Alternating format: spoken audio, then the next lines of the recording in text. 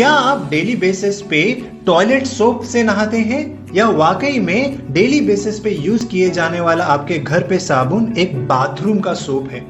90% से भी ज्यादा हम भारतीयों के घर में यूज किए जाने वाला जो साबुन है वो टॉयलेट सोप होता है, ना कि एक रियल में बाथरूम का सोप। ज्यादातर परिवार में जो साबुन वो खरीद कर लेके आते हैं वो दो रास्ते से गुजरता है। एक, उनके घर पे उनके टीवी में कौन सा एड चल रहा है। दूसरा, उस एड में कौन सी परी क्या चीज लगा रही है। बनिस्पत वो परिवार इस चीज के ऊपर फोकस नहीं करता कि साबुन खरीदने के वक्त में उसके पैकेट पर क्या लिखा है, किन चीजों को यूज करके उस साबुन को बनाया गया है। सेम चीज हम भारतीय उस प्रोडक्ट के प्राइस के साथ में करते हैं। 90% से ज्यादा भारतीय जो है वो MRP देखते हैं, लेकिन उनमें से सिर्फ 3% ऐसे होते हैं जो उस प्रोडक्ट के इंग्रेडिएंट्स को पढ़ते हैं, इंग्रेडिएंट्स को समझने की कोशिश करते हैं। तो मैं क्या करूं, मेरा परिवार क्या करे, कैसे पहचाने कि कहीं हम टॉयलेट सोप से तो डेली नहीं नहा रहे, कैसे पहचाने कि मैं एक बाथरूम सोप को खरीदूं।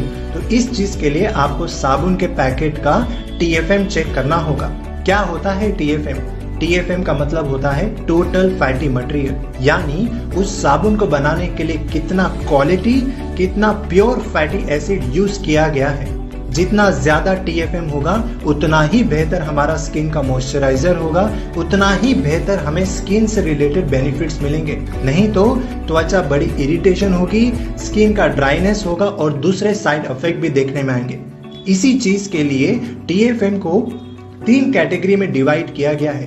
ग्रेड 1 का साबुन वो होता है जिसके अंदर फैटी एसिड्स की मात्रा मिनिमम 76% देखने में आती है। ये आपको पैकेट में लिखा हुआ पाया जाएगा।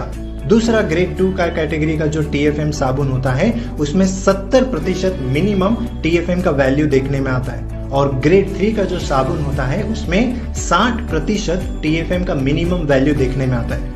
ग्रेड 1 का जो साबुन होता है वो रियल में बाथरूम का सोप होता है। ग्रेड 2 और ग्रेड 3 का जो साबुन होता है वो टॉयलेट सोप होता है। इसलिए अपनी जागरूकता को बढ़ाइए, अपने विचारों को बदलिए और सही सेहत से अपने सफलता की ओर जाने के लिए हमें फॉलो करिए। थैंक